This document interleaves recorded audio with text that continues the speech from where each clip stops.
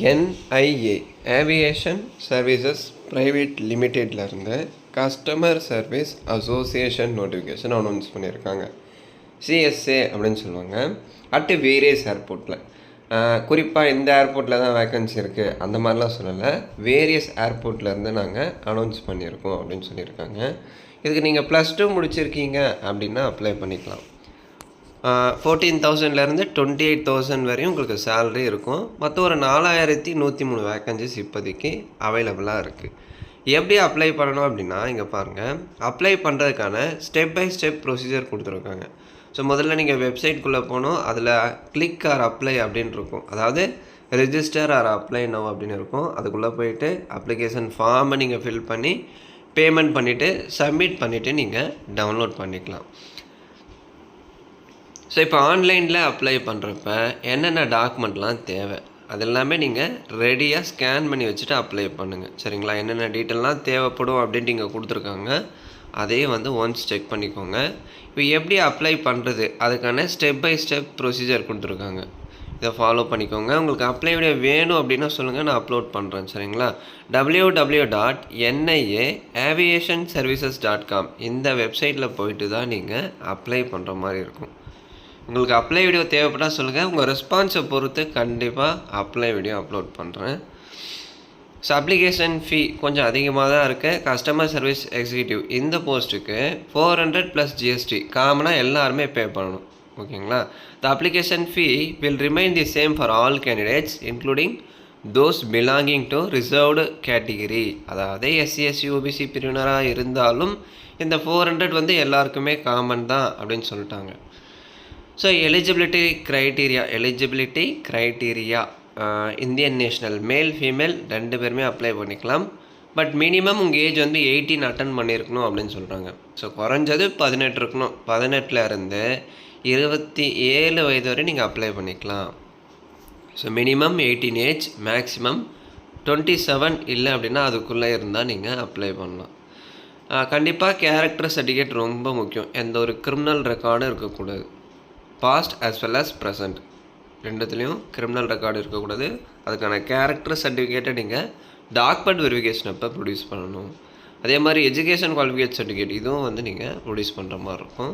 Physical ஃபிட்னஸில் பாருங்கள், she or he is in good mental and physical health and free from any physical defect. ஓகேங்களா? இது ரொம்ப முக்கியம். எந்த ஒரு ஹெல்த் இஷ்யூ இருக்கக்கூடாது. நார்மலான ஃபிசிக்கல் அப்பியரன்ஸோடு இருக்கணும். சரிங்களா? ஸோ அதாவது ஃபிசிக்கலி அண்ட் மென்டலி ஃபிட்டாக இருக்கணும். எந்த ஒரு ஹெல்த் இஷ்யூ இருக்கக்கூடாதுன்னு சொல்கிறாங்க. இம்பார்ட்டன்ட் டேட் பாருங்கள், online application 6th January open பண்ணிட்டாங்க. Opening date for online examination 6th January 2026. So last date 15th April வரையும் டைம் இருக்குது. அதுக்குள்ளார நீங்கள் அப்ளை பண்ணி முடிச்சுருங்க. எக்ஸாம் டேட்டை கூடிய விரைவில் அவங்க வெப்சைட்டில் அப்டேட் பண்ணுவாங்க. அப்டேட் பண்ணும்போது நான் டெலகிராமில் இன்ஃபார்ம் பண்ணுறேன். எக்ஸாமினேஷன் எப்படி இருக்கும், CBTயா இல்லை ஆஃப்லைன் மோடா அப்படின்னு கேட்டிங்கன்னா அது அவங்க மென்ஷன் பண்ணல. ஆஃப்லைனாகவும் இருக்கலாம், CBT எக்ஸாமினேஷனாகவும் இருக்கலாம். பட் எக்ஸாம் பேட்டர்ன் காமன் தான். அது ஆன்லைனாக இருந்தாலும் சரி, நீங்கள் ஆஃப்லைன் ரிட்டன் மோடாக எழுதுறதா இருந்தாலும் சரி, உங்கள் சிலபஸ் இதுதான். General intelligence, numerical apti, general English, general awareness, இந்த 4 சப்ஜெக்ட்லேருந்து கொஷின் வரும். மொத்தம் 25 கொஷின் வரும். ஒரு சப்ஜெக்ட்லேருந்து 100 கொஷின், 100 மார்க். ஒரு கொஷினுக்கு 1 மார்க். எந்த ஒரு நெகட்டிவ் மார்க்கிங் இல்லை. இப்போ கீழே சிலபஸ் காமிச்சிட்டாங்க. ஜென்ரல் இன்டெலிஜென்ஸ் அண்ட் ரீசனிங் அதுக்கான டீட்டெயில்டு சிலபஸ் கொடுத்துருக்காங்க. Numerical apti, general English and then general awareness.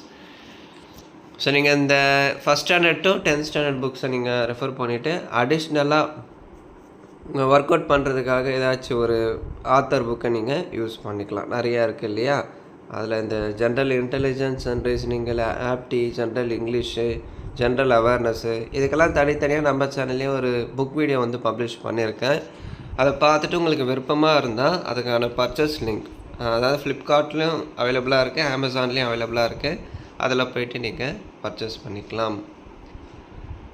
So difficulty level of question paper எல்லாமே பார்த்தீங்க அப்படின்னா +2 சிலபஸ் அடிப்படையில் தான் இருக்கும் அப்படின்னு சொல்லியிருக்காங்க. ஓகேங்களா?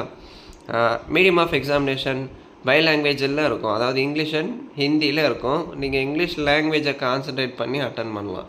ஓகேங்களா? அதாவது கொஷின் பேப்பர் 2 இதுலையுமே இருக்கும். இங்கிலீஷ்லேயும் இருக்கும், ஹிந்திலையும் இருக்கும். நீங்கள் இங்கிலீஷ் லாங்குவேஜை வந்து அட்டன் பண்ணலாம் அப்படின்னு சொல்லியிருக்காங்க. எக்ஸாமினேஷன் ஸ்கீம் பாருங்கள். அதாவது the company reserves the right to cancel, withdraw or delete any question from the question paper and the marks scored shall be prorated out of the maximum mark அப்படின்னு சொல்லியிருக்காங்க. ஓகேங்களா. Centre of examination all over இந்தியாவில் conduct பண்ணுறாங்க. அதில் குறிப்பாக நம்ம தமிழ்நாடு ஸ்டேட்டில் கிட்டத்தட்ட ஒரு 11 இடங்களில் வந்து கண்டக்ட் பண்ணுறாங்க. அது எங்கே வரும் அப்படின்னா சென்னை, கோயம்புத்தூர், மதுரை, திருச்சிராப்பள்ளி, சேலம், திருநெல்வேலி, ஈரோடு, வேலூர், தூத்துக்குடி, திண்டுக்கல். ஓகேங்களா. இந்த டிஸ்ட்ரிக்டில் நீங்கள் இருக்கீங்க அப்படின்னா ஈஸியாக போயிட்டு அந்த இடத்துல நீங்கள் எக்ஸாம் அட்டன் பண்ணிக்கலாம். கிட்டத்தட்ட ஒரு 11 இடங்களில் வந்து எக்ஸாம் இருக்குது. ஓகேங்களா.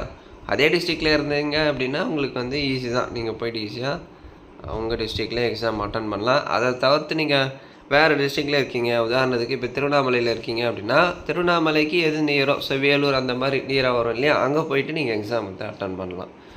ட்ரெஸ் கோட் ரொம்ப முக்கியம். So light clothes with half sleeve not having big buttons. So dress code ரொம்ப முக்கியம். அவங்க என்ன சொல்லியிருக்காங்களோ அதன்படி நீங்கள் ஃபாலோ பண்ணி அந்த ட்ரெஸ் கோடை வந்து ஃபாலோ பண்ணுங்கள். Slipper and also with low heels shoes are not allowed. சரிங்களா. Mode of selection for training கண்டிப்பாக ரிட்டன் டெஸ்ட்டு அதான் OMR பேஸ்டாக இருக்கலாம், இல்லை அப்படின்னா CBTயாக இருக்கலாம். அதை வந்து அவங்க அப்டேட் பண்ணுவாங்க கூடிய விரைவில். அந்த எக்ஸாமினேஷனில் யாருடைய ஸ்கோர் அதிகமாக இருக்கோ, யார் வந்து நல்ல கட் ஆஃப் மார்க் எடுத்திருக்காங்களோ அவங்க ஃபிக்ஸ் பண்ணுற கட் ஆஃப் மார்க் நீங்கள் எடுத்துட்டீங்க அப்படின்னா உங்களை இன்டர்வியூக்கு செலக்ட் பண்ணுவாங்க. ஓகேங்களா. இப்போ minimum qualifying standard, minimum passing mark written எக்ஸாமினேஷனில் அவுட் ஆஃப் 100%க்கு 35% மினிமம் எடுத்தால் பாஸ் ஆகலாம். ஓகேங்களா. அது வந்து மினிமம் பாசிங் மார்க் தான். அதாவது 35% எடுத்திருக்கீங்க, ஓகே, செலெக்ஷனுக்கு உங்களை கன்சிடர் பண்ணுவாங்க. அதுக்கு மேலே அவங்க ஃபிக்ஸ் பண்ணுற அந்த கட் ஆஃப் மார்க், அந்த பர்சன்டேஜை நீங்கள் எடுத்தால் தான் இன்டர்வியூக்கு வந்து நீங்கள் செலக்ட் ஆக முடியும். ஓகேங்களா.